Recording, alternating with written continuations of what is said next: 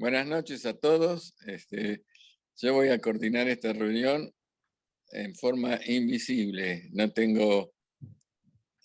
No puedo aparecer en pantalla. No sé qué problema tengo en la computadora que no puedo aparecer en pantalla. Pero voy a poder hablar y los voy a poder escuchar. Yo soy Gerardo Rubinstein, soy miembro de APDEVA y USAM, miembro de la Comisión de Extensión, que es la que organiza estas conferencias. Hoy va a estar con nosotros, y nos da mucho placer, el doctor Carlos Gibert, y se va a referir a los accidentes, mal endémico de nuestro tiempo, una visión psicoanalítica.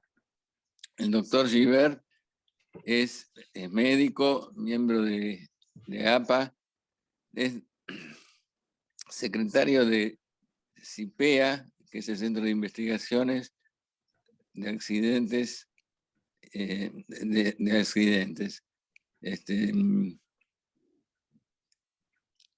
Ha trabajado muchos años en esta especialidad, siguiendo las ideas del doctor Granel, un pionero en este sentido.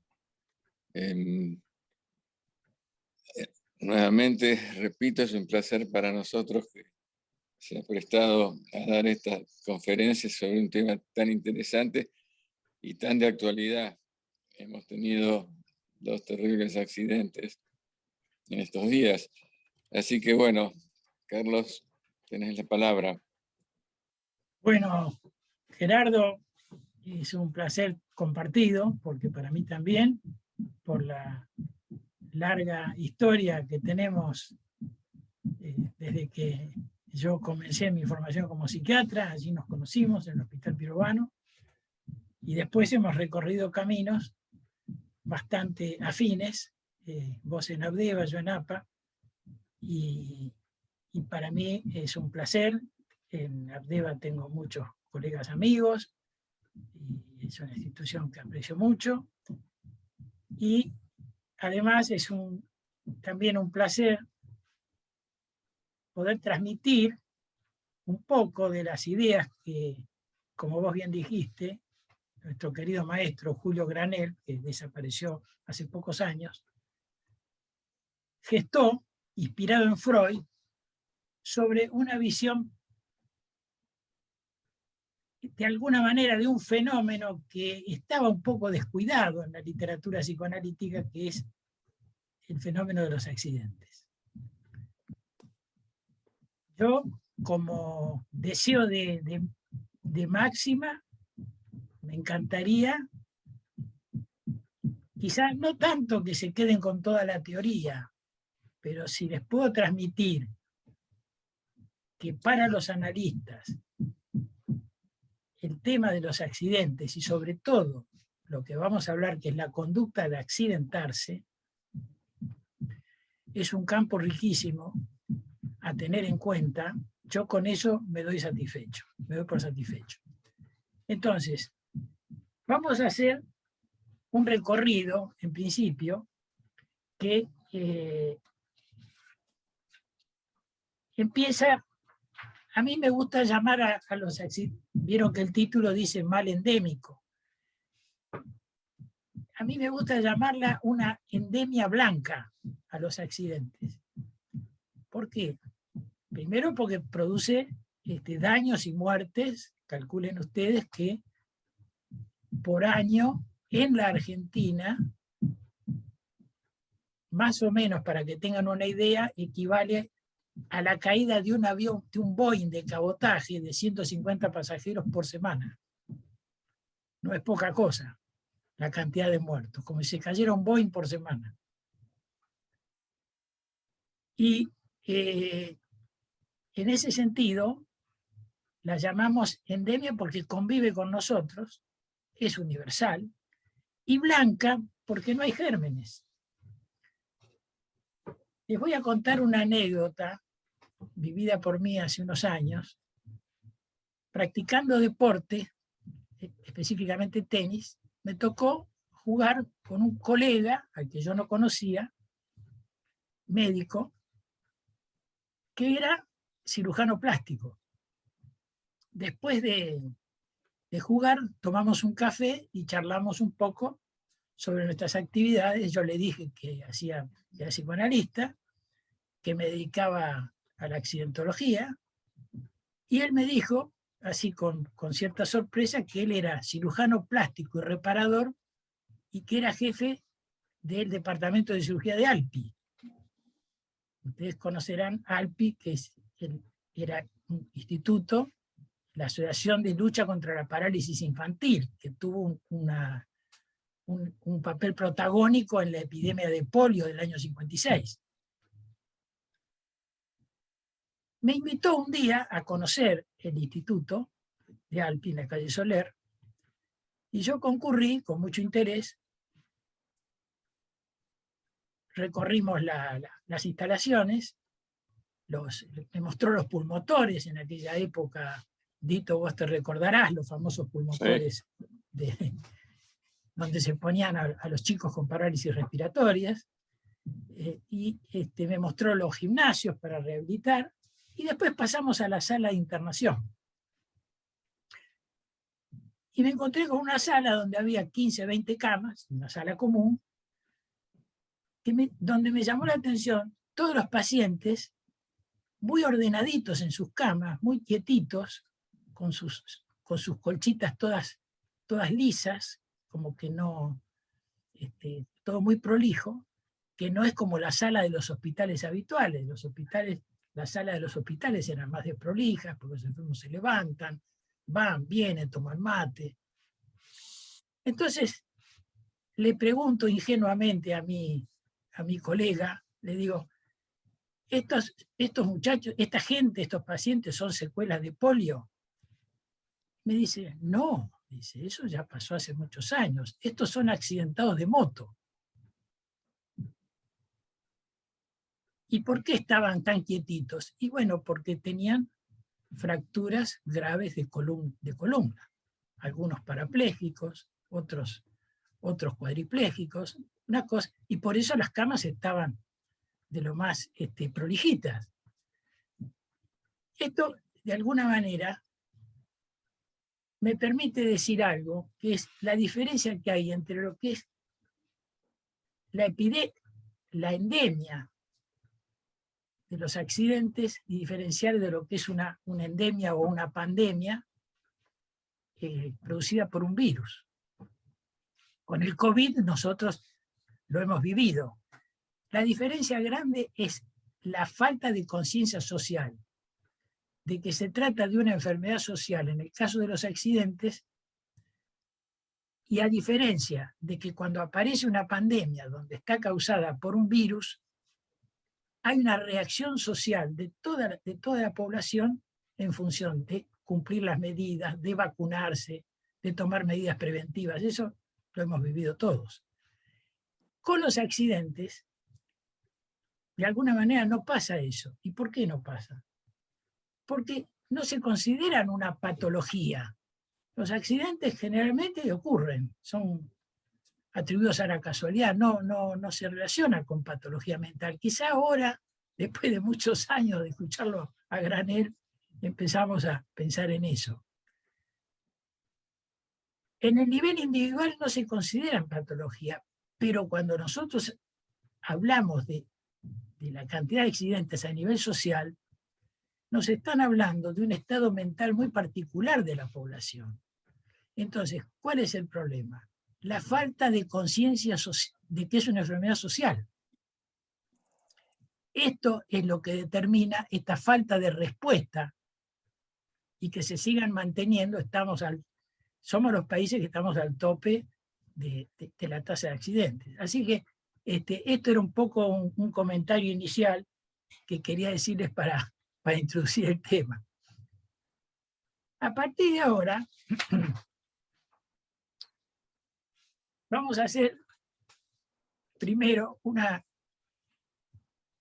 recorrido que es el siguiente. En principio, como es tarea creo que hay muchas personas que son de formación del mundo psi, ustedes sabrán que uno de los problemas más importantes que tenemos a veces cuando trabajamos con pacientes es la aceptación de que hay procesos inconscientes que no son gobernados por nuestro yo consciente. Es como si dijéramos que hay otra realidad. Entonces,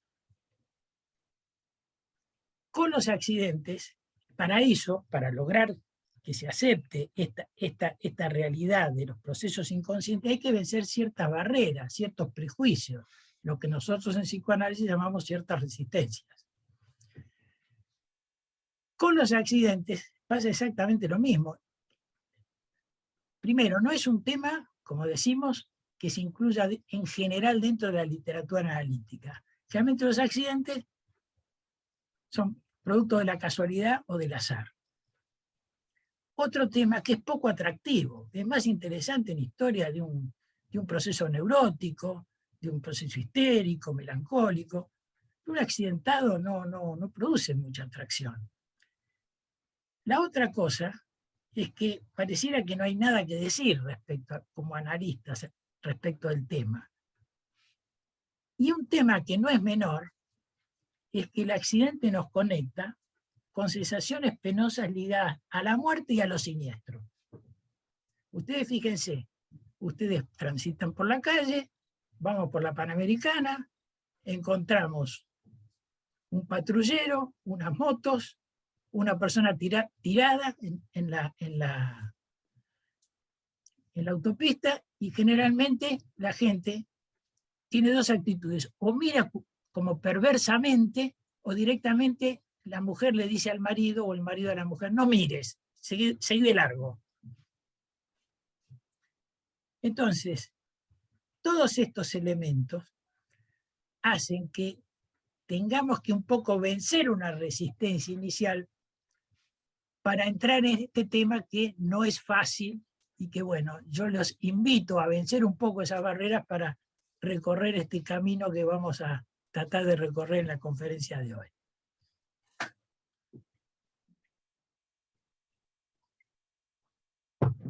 Me gustaría en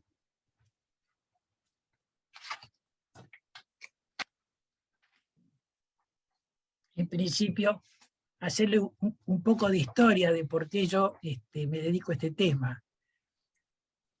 Hace muchos años, quien fue mi maestro, el doctor Julio Granell, un psicoanalista reconocido que fue maestro de muchos de los analistas, tanto de APA como de Abdeva,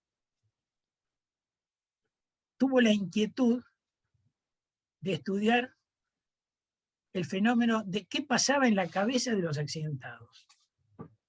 Le llamó la atención eso, dijo: bueno, me gustaría saber qué es lo que pasa con estas personas que de golpe tienen un accidente. Lo simplifico. Profundo conocedor de Freud, tomó las herramientas, y ahora vamos a ver, que Freud brindaba, y fue enriqueciendo los conceptos de Freud al respecto. Ya les digo, los vamos a ir recorriendo. Formó un grupo entre los cuales yo me incluí, y empezamos a estudiar y a observar casos de accidentados, pacientes que se accidentaban, accidentes que aparecían en los diarios, accidentes narrados en películas, accidentes narrados en libros. Hicimos una casuística vastísima durante más de, yo creo que a esta altura llevamos ya 40 años estudiando esto. Esto eclosionó en la formación de un centro, que es el que nombró Gerardo, el Centro de Investigación para el Estudio y Prevención de los Accidentes, que culminó con la escritura de un libro que escribió el doctor Granell, que se llamó Teoría Psicoanalítica del Accidentarse. Donde lo que yo les voy a transmitir hoy es un poco algo de lo que hemos producido en ese libro que escribió Granell, donde nosotros lo acompañamos en CIPEA cuando él lo escribió. Es más, me siento en parte corresponsable porque un día en un discurso de fin de año de la institución le dije: Julio, hemos logrado muchas cosas, pero todavía nos falta el libro. Y en los agradecimientos del libro, Julio dice, bueno, entre otros les agradezco a Carlos Giver, dice que fue un impulsor de que yo escribiera este libro, porque realmente es una joya, no solo desde el punto de vista del tema de los accidentes, sino del tema de toda la psicopatología. ¿Voy muy rápido? No, está perfecto. Muy bien. Vamos muy bien. bien. Bueno, entonces, ¿qué podemos decir desde el psicoanálisis? Y bueno, la puerta de entrada para estudiar los accidentes desde el psicoanálisis la da Freud, como siempre. ¿En qué tema? En el tema de los actos fallidos.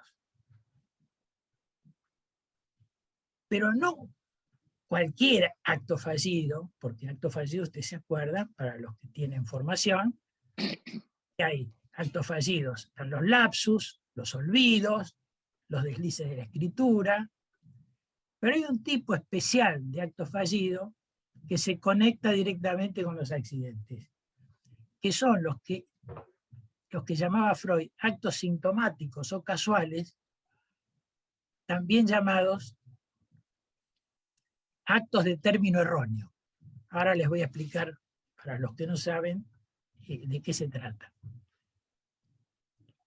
Los actos de término erróneo son actos donde yo aparentemente quiero hacer una acción y resulta que me sale la contraria, o me sale una distinta a la que yo quiero realizar.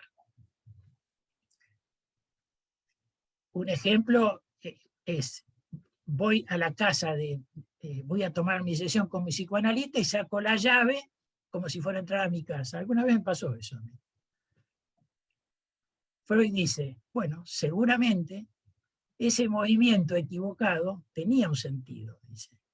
El sentido de decir, me gustaría ser el analista, o en esta casa yo me siento como en mi casa. Es decir, que de alguna manera todos esos actos aparentemente sin sentido tienen un sentido si aceptamos que hay una realidad inconsciente.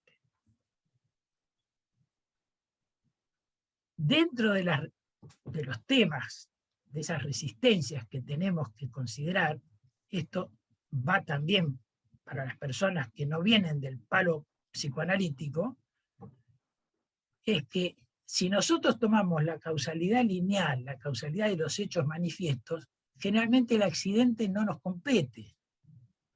Nos puede interesar los lesionados, las fracturas, la persona que queda traumatizada por un accidente, pero en cuanto a la génesis decimos, bueno, fue la casualidad, fue la fatalidad, la persona no tiene nada que ver. Pero cuando nosotros exploramos la realidad de la actividad inconsciente, los hechos adquieren otro sentido, otra significación. Entonces, para entender todo esto que vamos a hablar hoy, tenemos que inevitablemente meternos en la complejidad de lo que son los fenómenos de la vida inconsciente.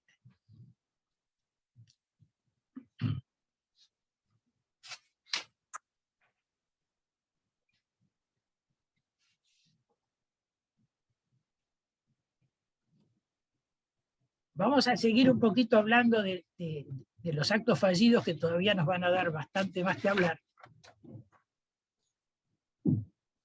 Y que es muy interesante la traducción que realiza Echeverry de este tipo de actos fallidos. Él usa un término alemán donde a esos actos fallidos de término erróneo, estos que decíamos recién, los llama Vergreifen en alemán. A ver si se los puedo poner acá. Voy a compartir pantalla para que ustedes vean Ahí ustedes tienen, ¿lo ven? Esto que yo señalo aquí, el Vergreifen. esa es la palabra que da Freud para estos actos. ¿Y cuál es la traducción que da Echeverry? Él dice, se trata de actos donde esto significa trastrocar las cosas confundido. En una palabra, quisimos realizar una acción y por error, por confusión, resultó otra que era la que inconscientemente queríamos realizar.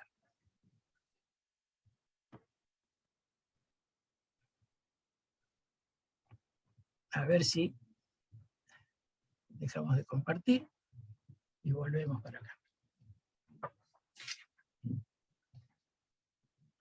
Hay un ejemplo que da Freud muy lindo de este tipo de actos, que es, él tenía, ustedes han visto las fotos de Freud del escritorio, está lleno de objetos en el escritorio, de estatuillas que a él le regalaban, de los viajes. Entonces un día la hermana le regala un tintero. Ella muy contenta que le regalaba a su hermano, el científico, un tintero. Y resulta que Freud dice, mirando el escritorio, lo único que desentonaba era el tintero. O sea, evidentemente mucho no le gustaba.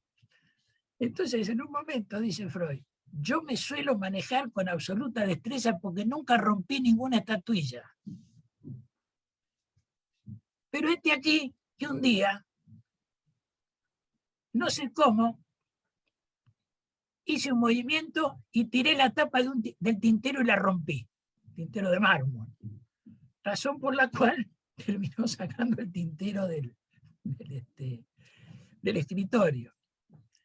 Entonces, él obviamente dice, evidentemente este acto fue una torpeza, pero que en realidad encubría una destreza, que era la destreza de cumplir el deseo de que yo no quería tener ese regalo que no hacía juego con las cosas que a mí me gustaban.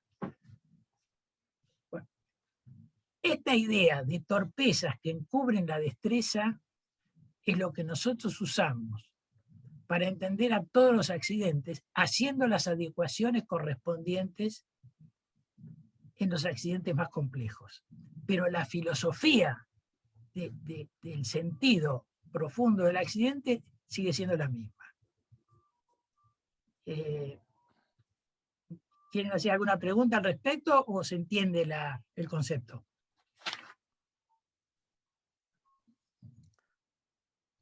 Adelante, adelante. Seguimos, ¿no? Seguimos. Entonces, hay muchos ejemplos lindos de esto.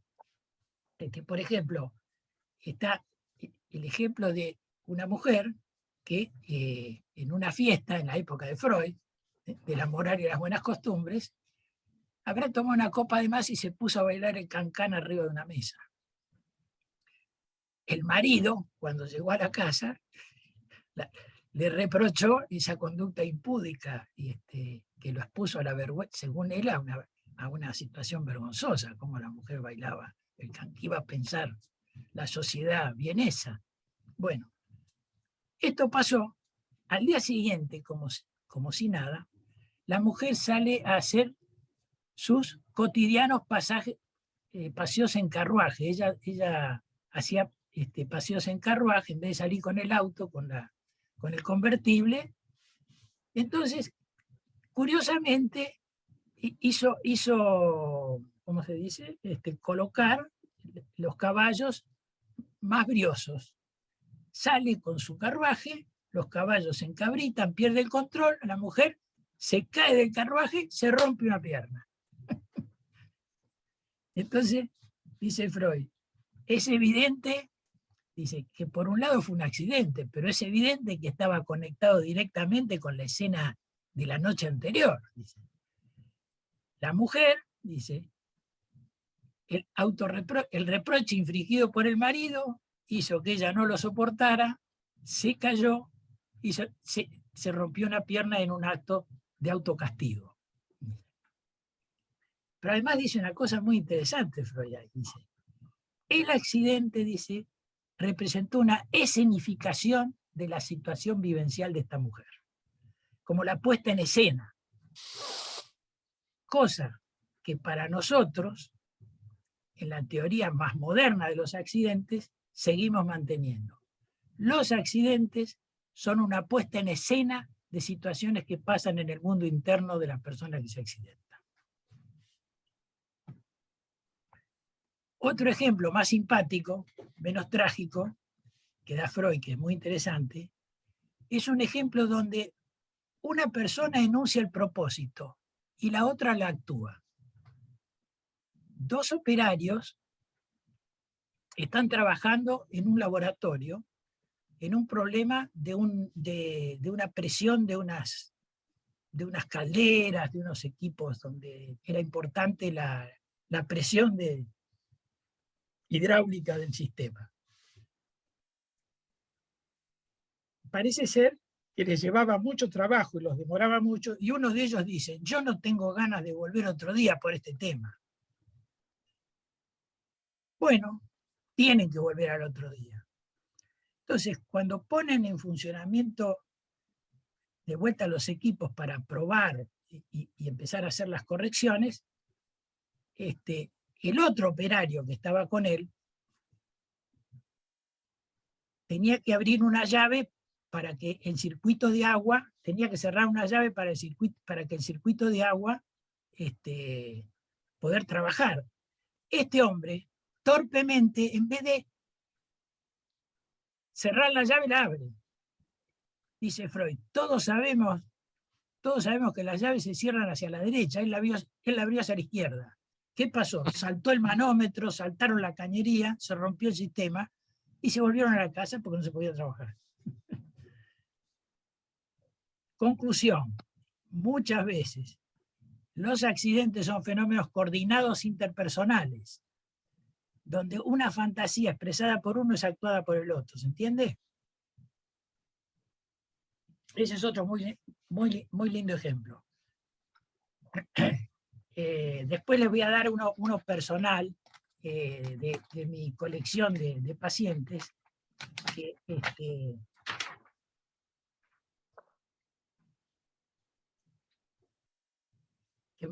es muy interesante de cómo trabajamos los accidentes. Pero en relación al tema de los accidentes como escenificación, me gustaría contarles uno que estamos estudiando y que vamos a hacer un trabajo, que es sobre la vida de la muerte trágica de John Nash. ¿Ustedes saben quién fue John Nash?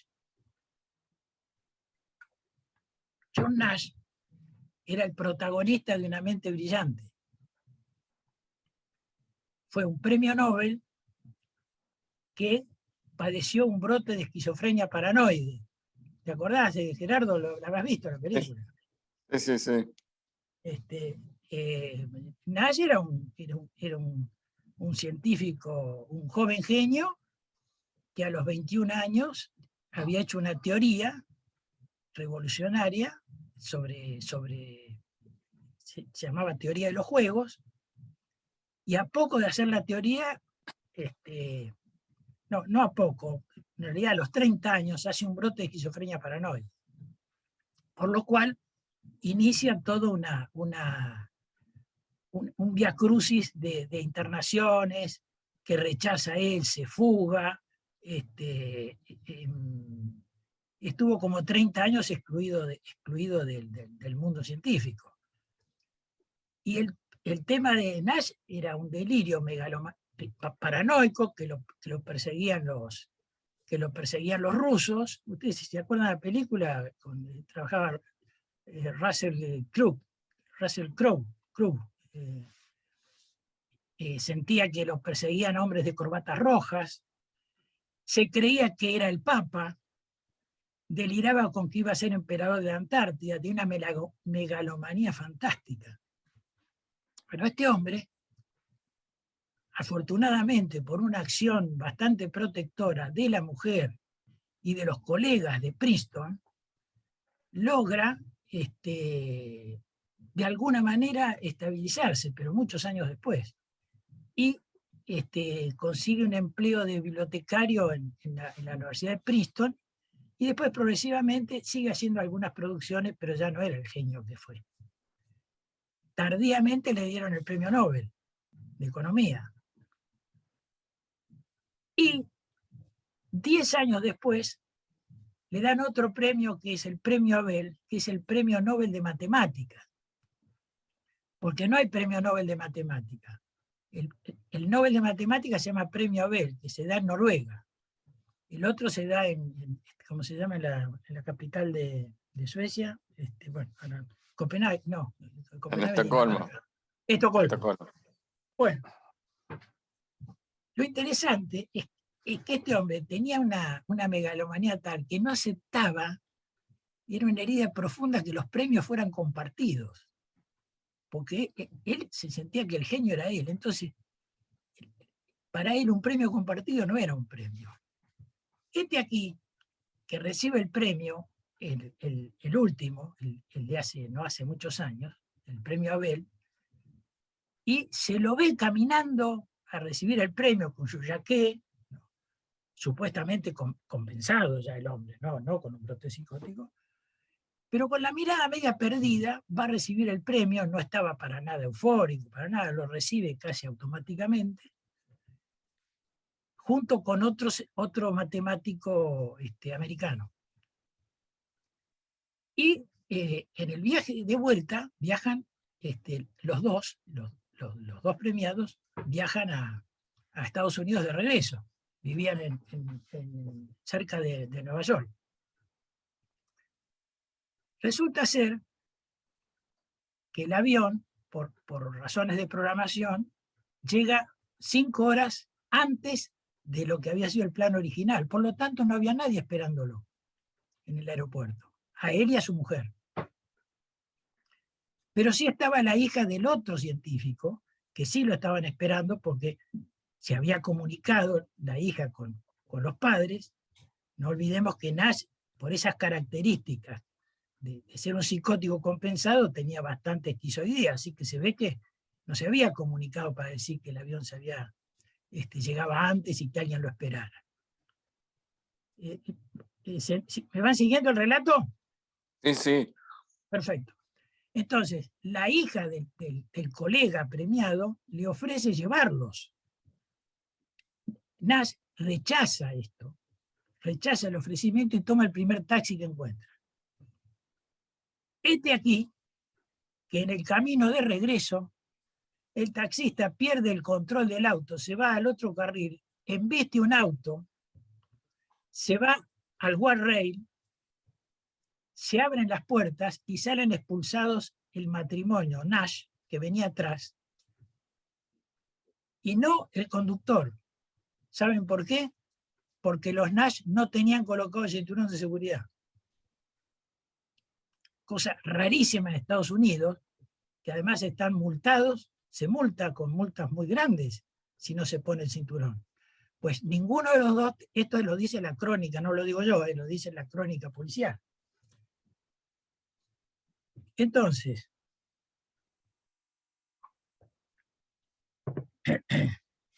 dentro de la interpretación que nosotros hacemos, decimos que la escena de ese accidente, no me voy a entrar en todos los detalles, pero la escena, lo que quiero decir, hacía juego con la situación interna de este hombre. ¿En qué sentido?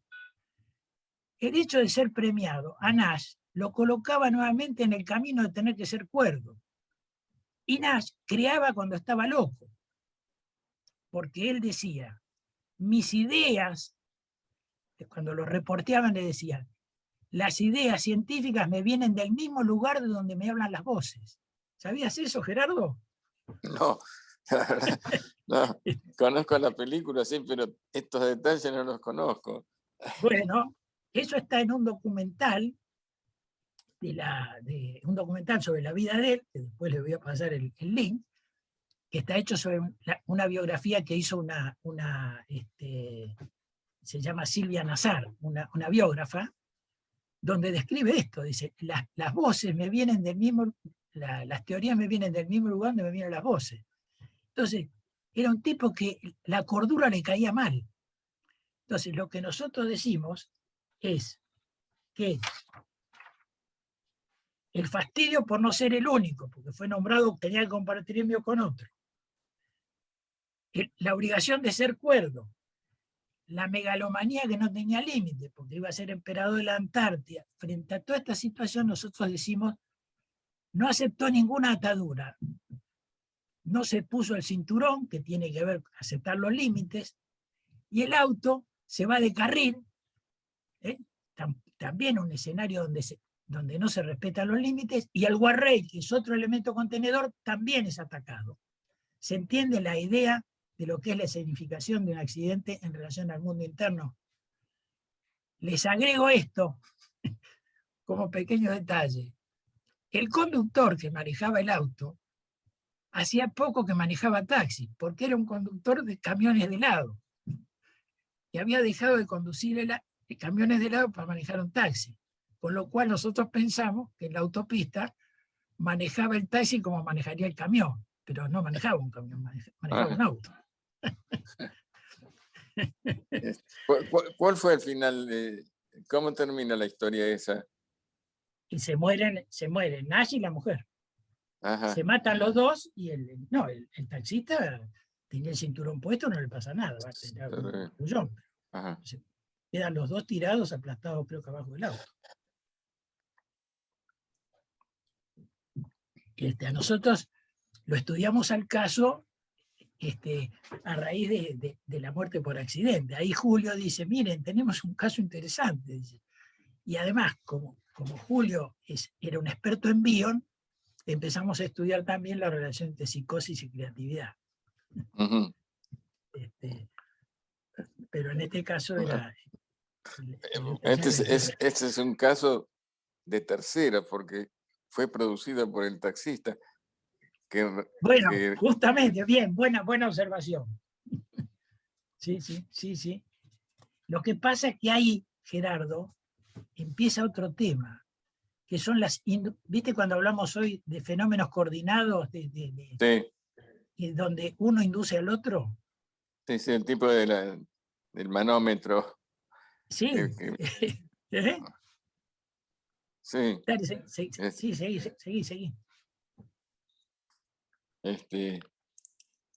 Bueno, es un caso parecería llevado como un poco al extremo, pero realmente en Estados Unidos no usar el cinturón de seguridad es totalmente fuera de lo común. Es grave, no es un acto, ¿no?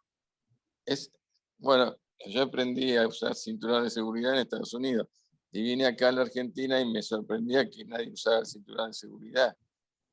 Y bueno, se empezó a poner en funcionamiento y ahora es la regla. Igual está el tema de que la gente que va atrás, no todos se ponen el cinturón de seguridad. Eso es lamentable. ¿Acá o allá? Acá. No, acá hay una negación de la posibilidad de tener un accidente que hace que vos vas atrás y no te va a pasar nada. Bueno, no sé si ustedes han visto un video que circuló hace mucho de una propaganda de la Volvo sobre los accidentes de auto, donde muestran las distintas vicisitudes que tienen los distintos pasajeros, tanto el conductor, el acompañante y los que van atrás y los chicos. Sí. Debe estar en YouTube, porque es un video clásico. Eso es un clásico. La primera víctima es el acompañante. Exacto. Aunque vaya con cinturón de seguridad. Y después, el de la ventanilla de atrás. Eso es así. Bueno, ahora hay medidas de seguridad, así a los chiquitos que los ponen con el huevito invertido. Con el huevito invertido, sí.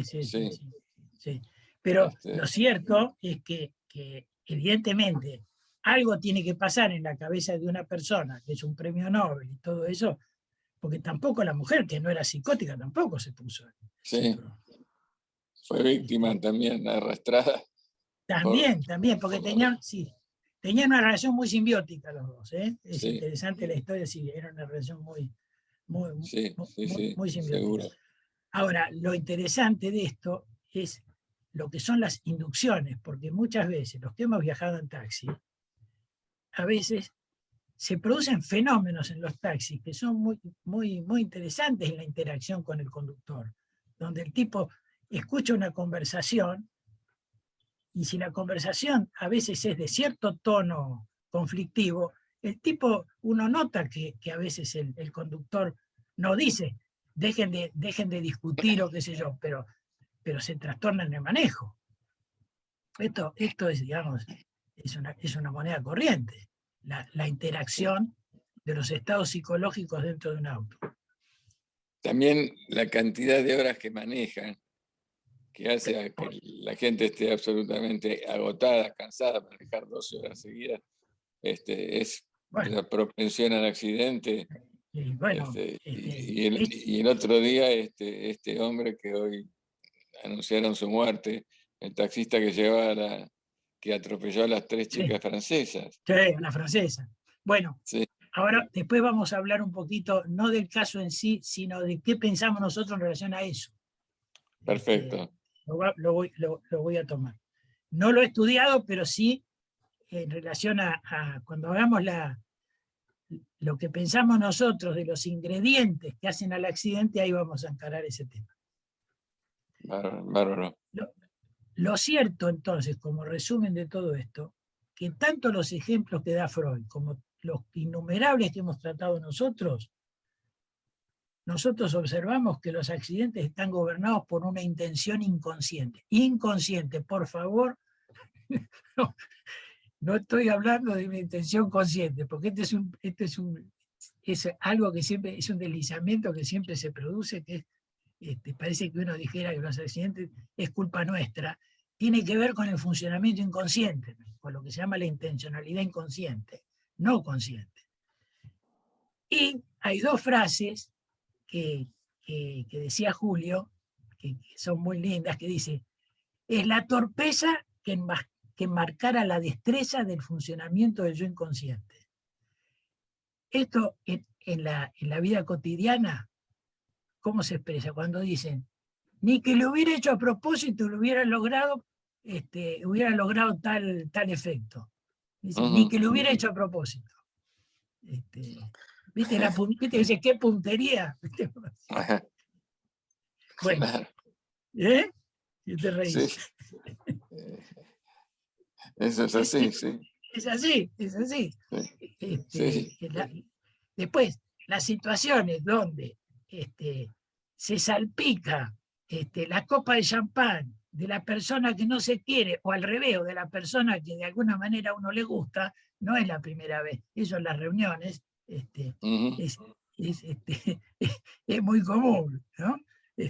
Entre mujeres, muchas veces, o entre el hombre cuando gusta de una mujer, puede, la relación puede originarse a raíz de que lo salpicó con algo, ¿no? En las películas hay hay varios ejemplos de que le tira la copa encima, el café. Sí, sí. Eso es así. Es Sí. así. Vos sabés que Sí, un dale. ejemplo personal, mi Sí. esposa cuando nos mudamos acá estaba bastante agobiada con la mudanza, con todas las cosas que había que arreglar, y giró y se cayó y se rompió la rodilla. Y esto Mirá. tenía que ver con la situación de tensión y de ansiedad que estaba viviendo.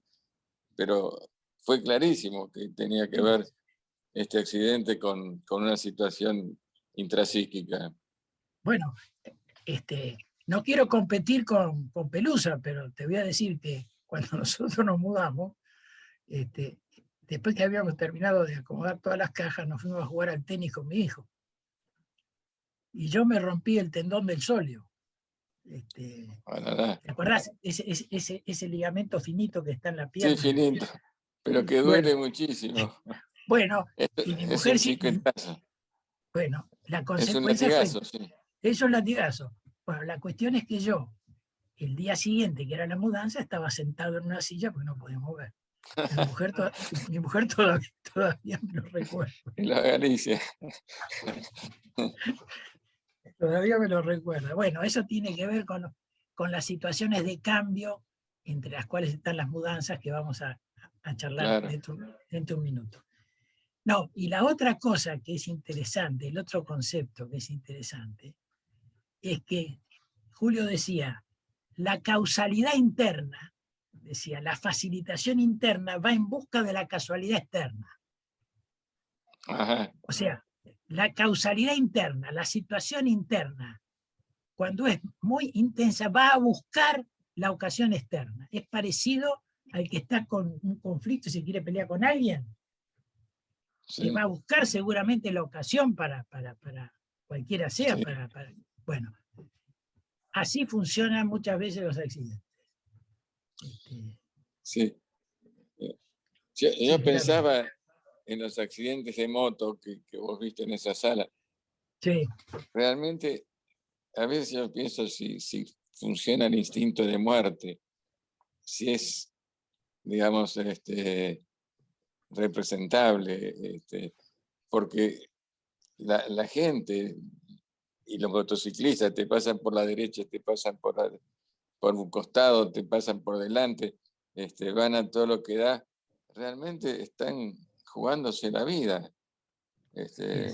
así Ni es. que hablar un motociclista que corre carreras, que bueno, él sabrá a qué se atiene, ¿no? Así es. Pero los que andan por la calle así como locos es una preocupación terrible. Es decir, uno tiene instinto de vida en el sentido de que se cuida y los protege, porque realmente se te vienen encima.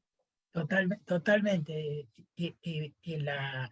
Bueno, me anticipo para decir algo que iba a decir al final, pero que lo podemos poner ahora. Los accidentes son un ejemplo, son en cierto sentido lo que eran las neurosis en la época de Freud, un síntoma de malestar cultural. Ajá, Es decir, la tecnología ha logrado cosas fantásticas, pero no hay duda que trajo otras. La civilización, como decía Freud, trajo un montón de logros, pero también tuvo sus costos. Bueno, en ese sentido, nosotros pensamos que esto que vos describís, que hay una relación bastante directa entre la producción de accidentes y la cantidad de autos que transitan. Eso es indudable, ¿no?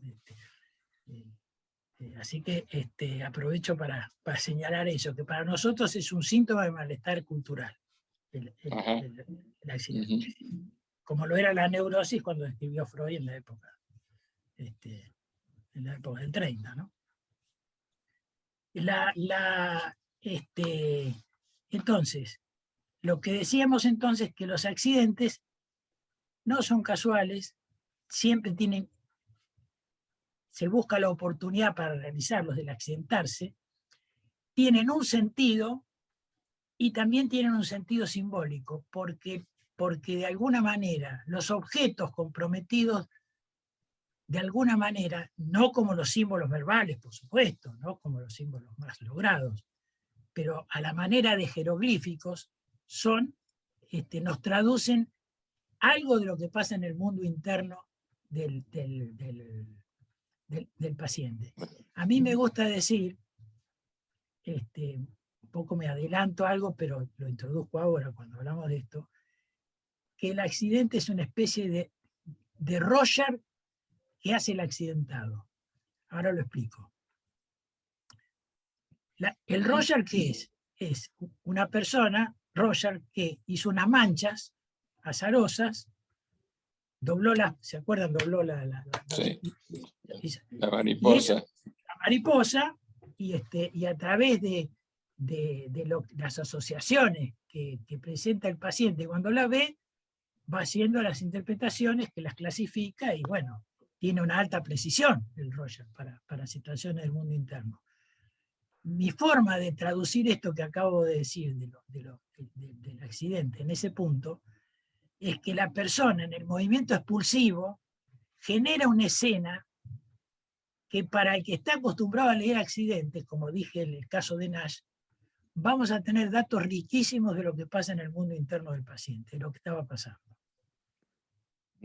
Es discutible la hipótesis, pero vale la pena perderse un ratito en pensarla así. Te quería hacer una pregunta. Con las personas que, suponiendo que vos vas a visitar una sala de traumatología, Sí. el tema es que el accidentado no tiene idea de que hay situaciones inconscientes. Es lo que te Realmente decía, hay sí. una negación o que, Sí, el coche me encerró, me fallaron los frenos, sí. pero la culpa está puesta El otro. afuera. Sí, Sí, sí, sí. Empezando por el seguro, nunca te reconozca culpable. claro. Empezando por el Ahora, seguro. en ese caso, ¿tenés alguna posibilidad de trabajo con esta gente? Si se presenta, porque realmente ahí no tenés paciente, digamos. Mirá, Gerardo, te voy a dar una esperanza. ¿Por qué te digo esto? Porque nosotros, ahora por la pandemia se cortó, pero en la escuela de accidentología teníamos pasantías en el Hospital Fernández. Que van todos los accidentados de la Avenida Libertador. Que van todos los accidentados de la Avenida Libertador. Y nosotros logramos tener un convenio por el cual los alumnos que iban a hacer entrevistas, nos dejaban 5 o 6 entrevistas con los accidentados, y con lo que te encontrás es con una sorpresa. Están los que no quieren hablar y están los que se desesperan por hablar. Ajá. Es decir, justamente lo que yo quiero transmitir respecto al tema es ese, que el accidentado está en una situación de conmoción traumática. Y que si uno, vos que trataste adolescentes, Gerardo, muchos años, el adolescente no te cuenta la cosa de entrada. Tenés que saberlo llevar, ¿o no? Absolutamente. Bueno, esto es parecido. El tema es acercarse a los tipos. Y te digo que tenemos casos, una casuística impresionante de casos donde empezaron a hablar, algunos a la tercera entrevista nos rechazaron y otros continuaron en terapia gratuita. Y tenemos un caso de una persona que después del accidente entró en terapia individual y terminó estudiando psicología. Eso no fue un accidente. Eso no fue evidente. O no, o vas a saber que el accidente ahí, cuando hablemos del cambio, obró a favor de un cambio positivo de la persona. Qué bárbaro. Qué bueno. Por eso digo, el tema es que uno se lleve la idea, ustedes se lleven la idea acá, de que frente al accidente hay muchas cosas para hacer, además de enyesar al paciente. Este es el punto que para la gente que trabaja, y, ojo, para los que no trabajan también, para los que transitamos en la calle, saber que de acuerdo a cómo está nuestro estado anímico, vamos a manejar o nos vamos a conducir en el tránsito. Esto es muy importante. Porque como el accidente siempre se atribuye al azar, no nos va a pasar. Tenemos una cierta desmentida. A veces es necesaria para circular en la calle, no hay duda. Pero que evidentemente no tenemos que desmentir tanto, eso es indudable, ¿no? Sí. Bueno, vamos a un punto. Vos decime cuándo termino, porque a mí me gustaría ir al punto central de cuáles los ingredientes. Anda al punto central, así después le damos lugar a la gente que quisiera preguntar. Sí, entonces, voy al punto central, para lo cual voy a proyectar una diapositiva. Entonces, creo que está claro que para nosotros, si partimos de los actos fallidos y de acciones que son de un impulso que es perturbado por otro, y por eso se produce el acto fallido, el accidente también se produce por interacción de fuerzas opuestas. Una fuerza que tiende en una dirección y otra que le interfiere. Eso para los psicoanalistas se llama conflicto. Lo que ahora vamos a mostrarles es un poco lo que para nosotros, siguiendo el modelo que hizo Julio, serían los ingredientes que hacen al conflicto accidentógeno y a la producción del accidente. Pero esta no es la diapositiva que les quiero mostrar. Un segundo. Un segundito. Acá tengo que ver cómo salgo de la a ver, fin de la presentación. Voy a buscar la diapositiva. Acá está. Ahí va.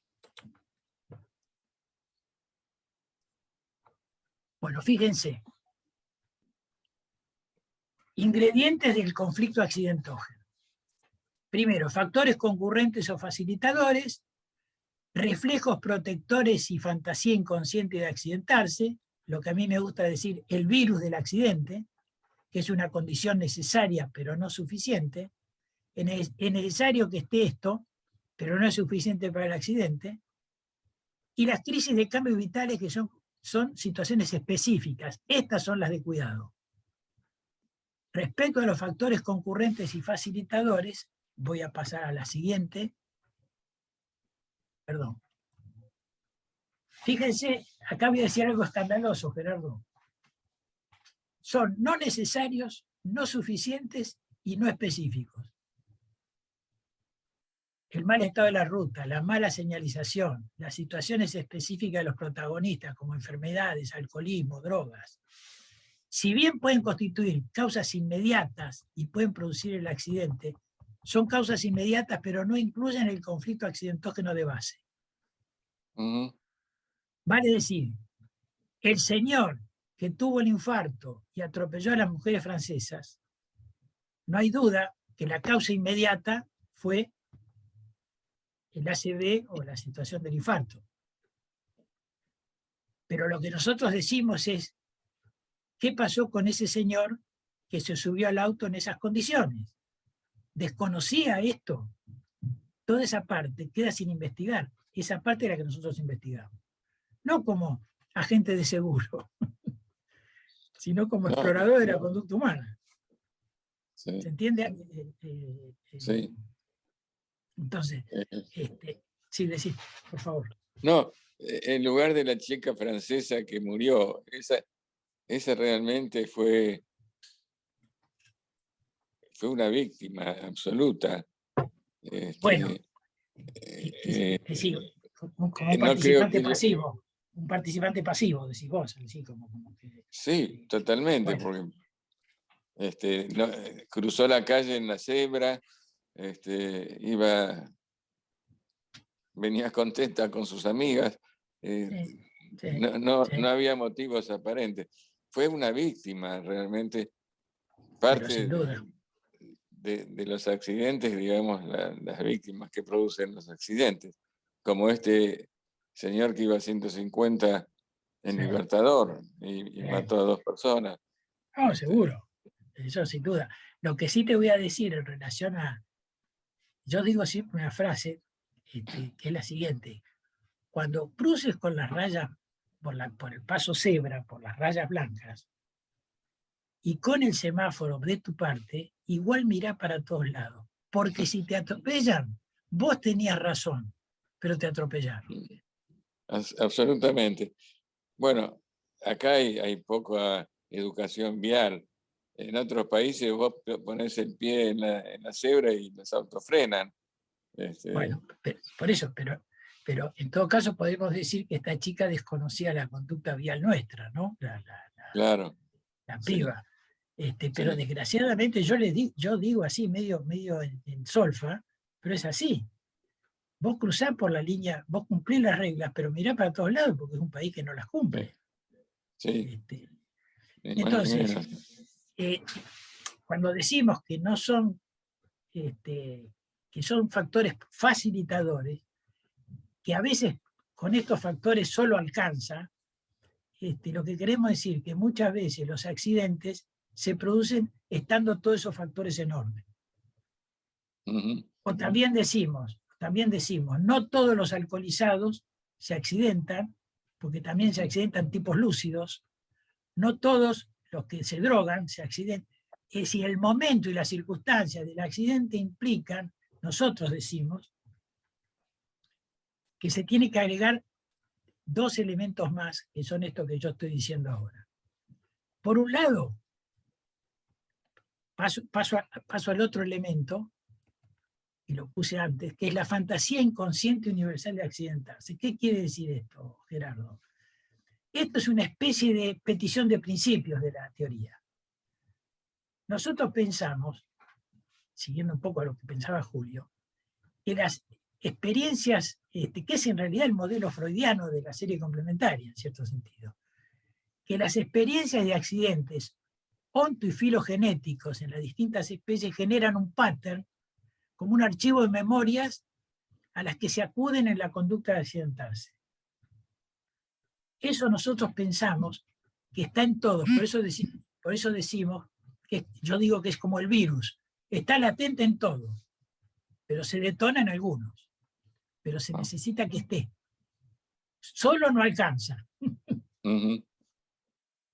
Esto a lo que apunta fundamentalmente Alejandro en esto es a decir, cualquiera de nosotros es pasible de tener un accidente. No implica una psicopatología especial. Esta es la idea de incluir este elemento. Y a mí se me ocurrió, como modo de explicarles a ustedes, que la contrafigura de estos son los actos inexplicables que determinan las conductas de supervivencia. Es decir, aquellos actos que dicen, no sé cómo hice, pero zafé. Hay un caso famoso que estudiamos nosotros, que fue el accidente de un Concorde que cayó sobre Londres, hace muchos años. Hace muchos años, el Concorde, ese avión famoso francés, se precipitó sobre la ciudad de Londres. Hizo un desastre. Bueno, hay una anécdota de una chica inglesa que cuenta, sobreviviente, que estaba en una casa, en determinado momento no sabe qué siente, sintió algo raro, salta por la ventana de un segundo piso, creo que fue. Puede salir medio corriendo y el avión cae en ese edificio. Nosotros decimos que ahí, ¿qué se activó en esta chica? Ese instinto de supervivencia, ¿qué es lo que determinó esta situación? Bueno, serían como pattern, por decir así, de reflejo de supervivencia. Sería la contrafigura de los modelos de accidentarse. ¿Se entiende? Sí. Claro. Y por último, el otro ingrediente que para nosotros, por eso me gustaba terminar con esto, son las crisis de cambio vitales. Las crisis de cambio vitales, como son los casamientos, las mudanzas, los duelos, ascensos en un trabajo, todo lo que determine cambios profundos en la estructura psíquica de una persona y adaptaciones profundas, son momentos de vulnerabilidad. Son momentos de vulnerabilidad, ¿por qué? Porque si la persona, sobre todo, tiene dificultad para aceptar el cambio y manejarlo, y no tiene forma y camino de expresarlo, como por ejemplo, qué sé yo, me enfermo y rechazo el ascenso, me deprimo, no sé, hago un brote psicótico, digo que no quiero ascender. Si yo no tengo ninguna de esas modelos, la presión, pero además hay una presión del cambio, porque la vida es así, te presiona para que lo hagas, y uno lo rechaza, lo manda al inconsciente y lo desmiente. O sea, cuando el cambio se desmiente y va al inconsciente, es el mayor riesgo. Porque si no tiene posibilidad de metaforización, una de las salidas extremas es la expulsión masiva en un accidente. ¿Se entiende la figura? Sí. Es como si dijéramos, como las chicas de, ¿cómo se llama? Las de Thelma y Luis, llegadas al auto en el precipicio, Sí. cercados por todos lados y saltamos a lo que venga. Y con el riesgo, bueno, de perder la vida, de lesionarnos, de lastimarnos. Entonces, lo importante es que para nosotros, previo al accidente externo, hay un accidente interno, que es la presión de esta situación de cambio, de este conflicto de cambio entre necesito cambiar, pero no quiero cambiar. Se produce como una especie de river boca que traumatiza el aparato psíquico y si no tienes forma de metaforizarlo, lo tiende a expulsar. Y ahí se produce el accidente externo, pero está precedido por este conflicto interno. Eso va de la mano con el paso al acto, el acting out. Sí. Es un paso al acto, es un paso al acto, pero de características mucho más rústicas que lo que puede ser una actuación. ¿No? Entonces, ahí tienen, ¿ven? Primer acto, rechazo del cambio, incremento de la presión en el aparato psíquico. Segundo acto, bloqueo de los reflejos y actos protectores. Se produce una parálisis de la persona, decimos parálisis psicosomática, y el conflicto ese que se había generado interno se transforma en dilemático. Las fuerzas del cambio se oponen a del contracambio. Pero, como es inconsciente, no se puede resolver, es inelaborable y es irrepresentable, la única salida que le queda como última carta es el accidente. El tercer acto es la expulsión en el espacio exterior, que es el accidente. Termino diciendo, para que puedan, que nosotros tenemos una visión, y esto es muy de Julio, siempre fue así, un punto de vista trófico, resiliente del accidente. Habitualmente, lo que nosotros decimos tradicionalmente en el accidente es la acción del instinto de muerte, ¿verdad? Como expresión de las fuerzas destructivas. Entonces, lo que nosotros decimos es que como es un movimiento expulsivo, para llevar afuera el conflicto, la intención es llevar allí las representaciones del mismo, en un intento, aunque a veces penoso y trágico, de salvar a la persona en crisis de procesos endógenos desintegrativos, tanto más peligrosos, tanto más letales que el accidente externo. Es una última carta. Es decir, muchas veces, muchas situaciones de cambio se logran y se superan, pero previamente habiendo pasado situaciones traumáticas intensas. Y otras veces, los accidentes son situaciones que son para que las cosas no cambien o directamente para que las personas se maten. Bueno, disculpen, he tenido que apretar la teoría. Bárbaro. Bárbaro. Pasemos ahora a los comentarios, a las críticas, a las oposiciones. Guido, si preguntás a la gente si quiere participar, si quieren hacer alguna pregunta.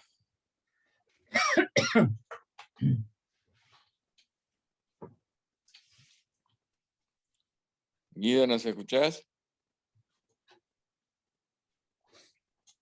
Me parece que... Me importa si el relato se pudo seguir, en principio. Después vemos si... No, estuvo muy ameno, estuvo divertido. Bueno, porque bueno. No fue una cosa así dura. Mira, no, acá también de solicitar la palabra, a ver quién. Sí.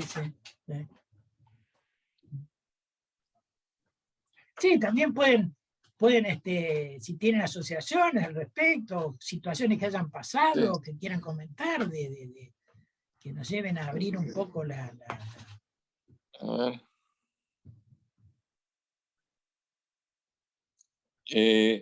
Guido, ¿estás ahí? Aquí estoy, Dito, sí. No tengo Este- mucho que decir al respecto. Acá hay gente que pregunta algo, porque acá hay felicitaciones, vi un... Sí, no son preguntas, son comentarios positivos de la presentación del doctor. Ajá, Si Mientras, querés, puedo incentivar a que pregunten, a que molesten, a sí, que sí, sí, increpen, dale, decile. mientras tanto, yo les voy a que choquen. les voy a comentar, eh, Gerardo, cómo trabajamos nosotros a veces el tema de los accidentes, con un caso clínico chiquito, una viñeta. ¿Te gusta? Sí, dale. El otro día, yo estoy tratando a una persona, y me cuenta que tiene ciertas características hipomaníacas. Bueno, la cuestión es que en determinado momento me cuenta que tuvo una sucesión de pequeños accidentes.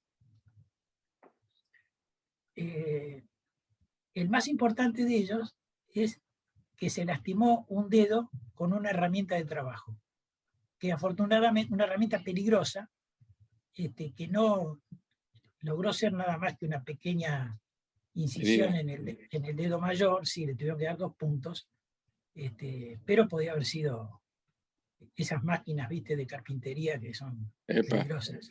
Bueno, pero mientras estaba rehabilitando el dedo, obviamente dejó de trabajar, de hacer las tareas que hacía con la máquina, y se fue, y me cuenta que se fue a... un amigo lo llamó para pedirle consejos porque se le había roto la caldera de la casa.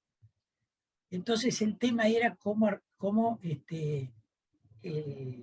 solucionarle el problema de la caldera de la casa al amigo. Segundo tema. Cuando me describe el accidente con la herramienta de trabajo, me dice, yo no no le di demasiada importancia, me fui a lavar, porque lo que sentí fue el calor de la quemadura por el tipo de herramienta que uso, que lo que parece, más que el corte, genera calor, dice el hombre. Ajá. Bueno. Posteriormente, me cuenta todo esto en 2 sesiones sucesivas. Posteriormente me cuenta que un accidente parecido al que yo conté de los obreros que trabajaban con el manómetro. Sí. Se le rompe la caldera, tratando de arreglar su caldera, por error abre una llave de paso y salta la presión de la caldera, que afortunadamente no estaba hirviendo, pero le saltó en la cara y en la mano que había tenido lastimada previamente. Nota. ¿Ok? Cuando se lastima la mano, yo le pregunto, obviamente, si no usa protección. Y él me dice, siempre la uso, pero ese momento no la usé. Dice, y por no acomodarme bien para trabajar cómodo, se me escapó El instrumento. el instrumento. Bueno, en un momento le digo, ¿te diste cuenta una cosa, fulano? En los tres accidentes Elementos. estás hablando de temperatura, de calor. Antes de esto, me había dicho que ese día que yo lo vi, que había sido el día posterior a todo esto, se había levantado desganado. Yo le pregunté si había algún aniversario o algo, y me dijo que no recordaba alguna cosa, porque este hombre había sido muy afectado por cuando murieron los padres. Entonces, pensando en eso, ¿hay algún aniversario? Me dice, no. Entonces, seguimos hablando, y me voy por el lado de los accidentes. Le digo, viste que los accidentes todos tienen que ver con la temperatura, con el agua que quema. Y en ese momento me contesta, en este mes fue cuando se prendió fuego mi abuela. Epa.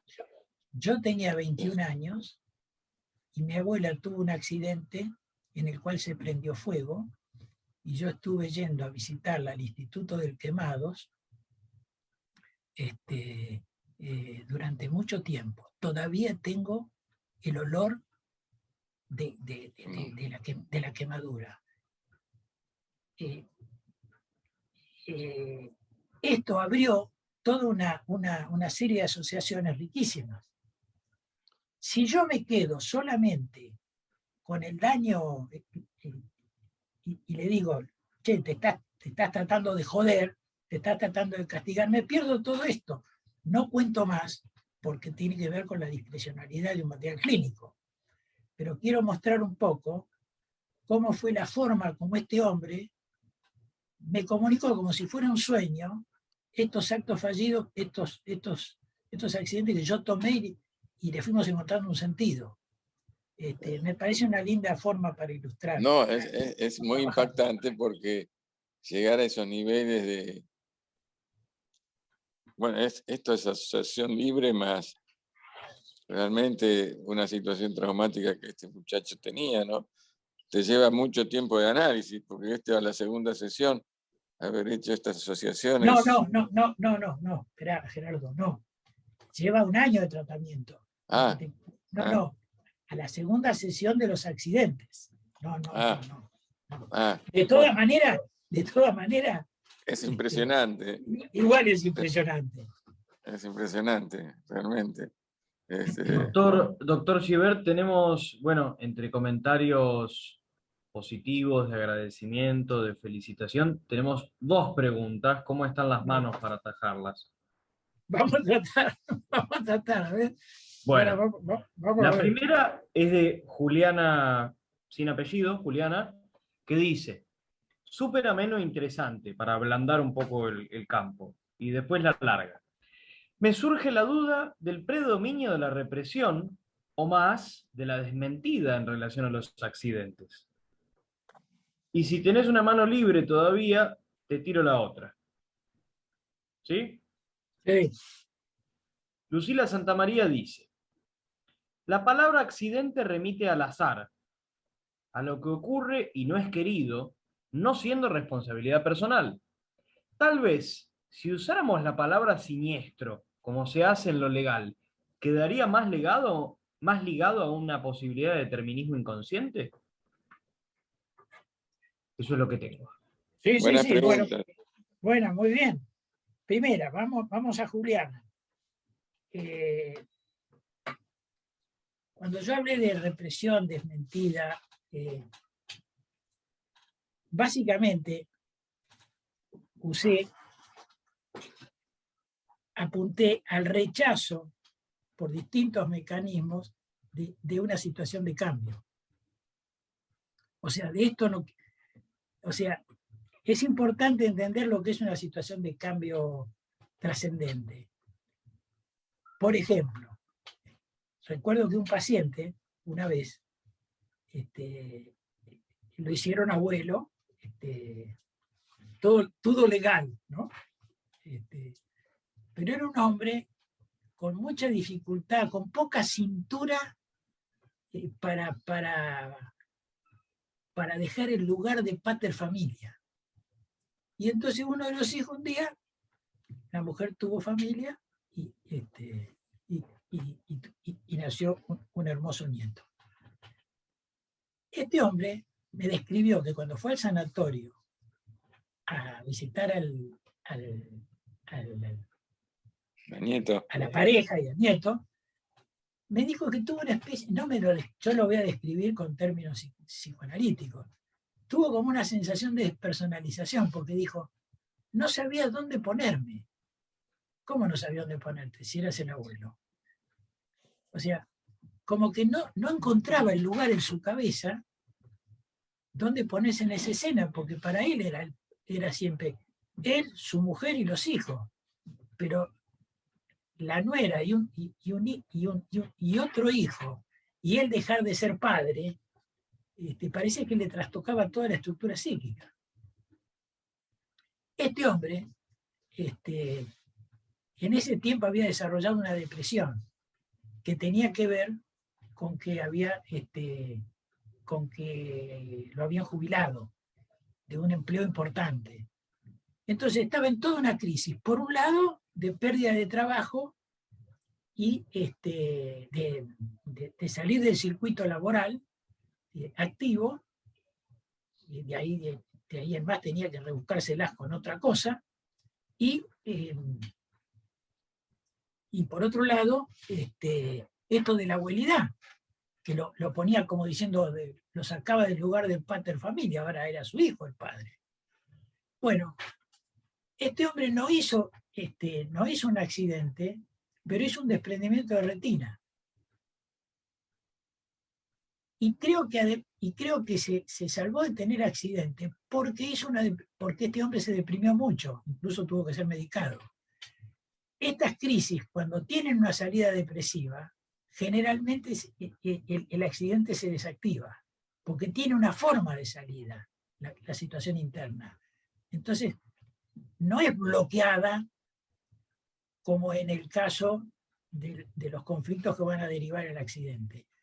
A eso nos referimos nosotros cuando decimos desmentida. Es un proceso mucho más complejo porque es como una especie de decatexis. Esto ahí ya implicaría una cierta mayor conocimiento teórico, ¿no? Como una decatexis de las representaciones que tienen que ver con esas situaciones que está viviendo en el cambio. No sé, Gerardo, si te parece que es clara la situación. No, está bien, es otra manera de explicarlo. Es otra manera. Pero eso por un lado. Ahora, respecto al tema del azar, no, justamente por eso está bien la pregunta, por eso yo insistí en la palabra que usaba Freud. Él no habla de accidente, para referirse a estos accidentes los llama Vergreifen. Dice, trastrocar las cosas confundido. O sea, nosotros hablamos de la conducta del accidentarse. Cuando uno habla de la conducta del accidentarse, ya ahí metemos al sujeto. Si hablamos de accidente, la palabra accidente sí nos lleva a la situación de azar. Pero cuando ponemos al sujeto como conducta de accidentarse, ya ahí entramos en el terreno de la subjetividad. Y ahí el azar pasa a tener un valor relativo. ¿Se entiende? Respecto a lo siniestro, no usamos lo siniestro porque lo siniestro es una faceta del accidentarse. Es un contenido del accidentarse. Muestra el lado siniestro de una persona.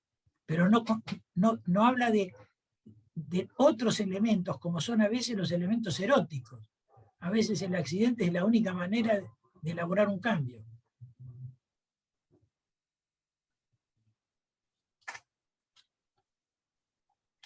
No es recomendable accidentarse para librar cambio, ¿no? Por favor, no quiero que eso se entienda así. Vos hablabas, Carlos, de Sí. incidente y accidente.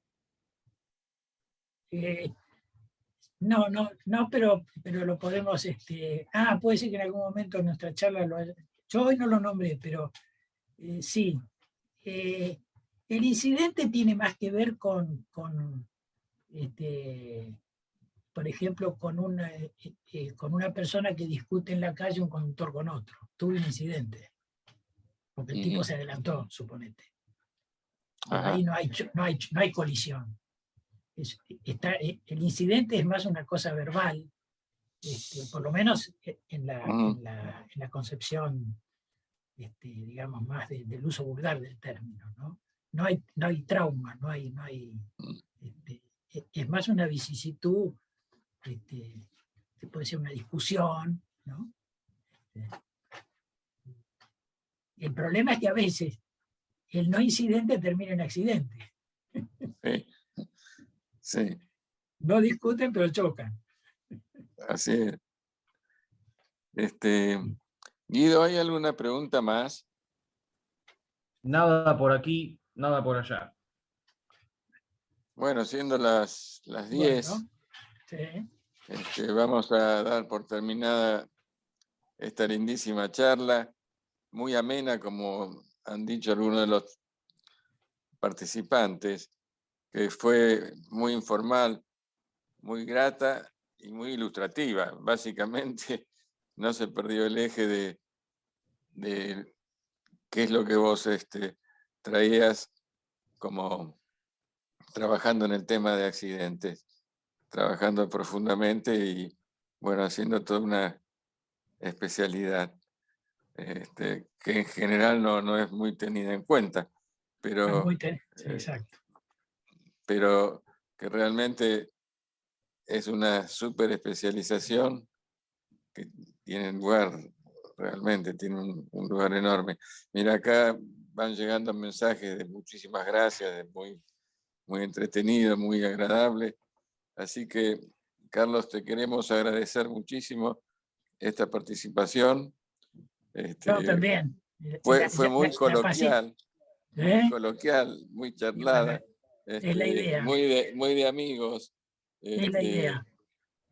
Y realmente nos has ilustrado muy bien, con una manera muy ágil, muy fácil de comunicarte. Así que bueno, un gran abrazo y después me voy a comunicar por teléfono con vos.